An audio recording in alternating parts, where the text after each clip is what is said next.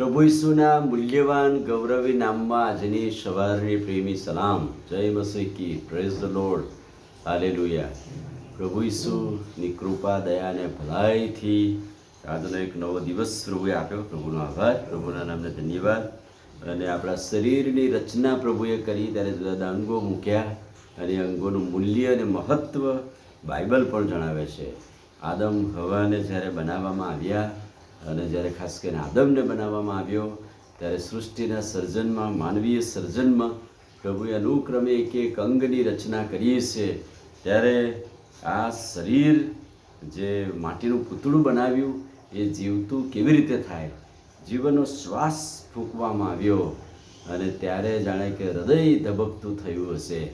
અને હૃદય એ શરીરનો એવો પાર્ટ કેવું કે અંગ છે કે જેનાથી માણસ જીવિત રહી શકે છે. જે દિવસે હૃદય બંધ થઈ જાય છે એ દિવસે માણસ મૃત જાહેર થાય છે. અને એટલે હૃદય અથવા તો હાર્ટ એ શરીરનો કેટલો અગત્યનું વિભાજ્ય અંગ છે કે જેનાથી માણસ ચાલી શકે નહીં. એટલે હૃદયની વાત આત્મિક રીતે પણ પ્રભુએ વચનોમાં એની સરખામણી કરી છે. માથેની સુવાર્તા 22મો અધ્યાય અને 37મું વચન, સૌથી મોટી આજ્ઞા પ્રભુએ આપી કે પ્રભુ તારા દેવ પર તું તારા પૂરા મનથી અને પૂરા હૃદયથી પ્રીતિ કર. એ પહેલી અને મોટી આજ્ઞા છે. એટલે કે ઈશ્વરે જે આજ્ઞા આપી એમાં ઈશ્વર પર પ્રેમ કરવા માટે હૃદયથી, એટલે કે હૃદયમાં પ્રેમની ભાવના સમાયેલી છે. હૃદયથી નીકળવો જોઈએ પ્રેમ. એટલે પ્રેમ કે લાગણીની શરૂઆત એ હાર્ટમાંથી, હૃદયમાંથી થાય છે. અને પ્રભુના વચનો દ્વારા કહેવામાં આવ્યું છે કે સૌથી મોટી આજ્ઞા પ્રભુ દેવ પર પ્રેમ કરવો પૂરા મનથી, હૃદયથી, એ મોટી ને પહેલી આજ્ઞા છે. બીજી વાત, 1 સમુએલ 16મો અધ્યાય અને 7મું વચન, ઈશ્વર જે દ્રષ્ટિથી જુએ છે એ રીતે જ્યારે રાજાની પસંદગી કરવાની હતી ઇઝરાયેલી પ્રજા માટે, સમુએલ પ્રબોધકને પ્રભુએ જે જણાવ્યું, કારણ કે માણસ જેમ જુએ છે તેમ યહોવા જોતા નથી. માણસ બહારના દેખાવ તરફ જુએ છે પણ યહોવા હૃદય તરફ જુએ છે.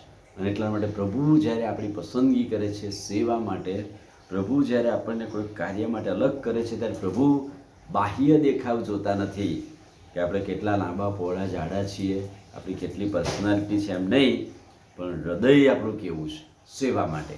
અને એટલે પ્રભુ હૃદય તરફ જોવે છે.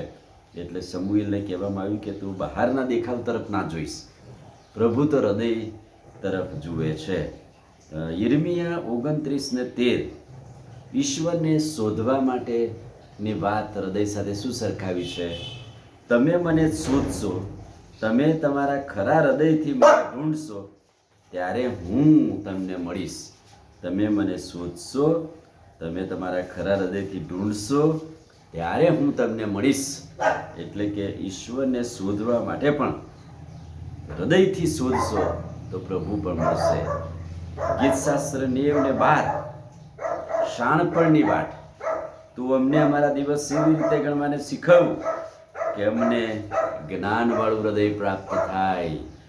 હૃદય જ્ઞાનવાળું થાય, બુદ્ધિવાળું થાય. અને એટલે પ્રભુ કહે છે કે અમારા દિવસ અમને એવી રીતે ગણવાને શીખવે. એટલે શાણપણવાળું હૃદય પ્રભુ આપે છે. અને પ્રભુ હૃદય જે આપણા શરીરનું એક અંગ છે કે જેનાથી આપણો શ્વાસ ચાલે છે, જેનાથી આપણે જીવિત છીએ.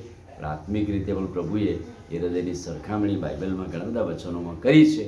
એ અનુક્રમે આ દિવસોમાં આપણે જોઈશું. પ્રાર્થના કરીએ.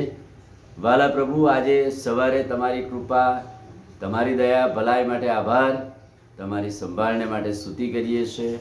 આજના દિવસની ભેટ માટે આભાર. આજના વચનને માટે આભાર. વચનના પ્રકાશમાં દોરો. પ્રભુ ઈસુના નામમાં માંગીએ છીએ, સાંભળો અને માન્ય કરો. આમીન. God bless you.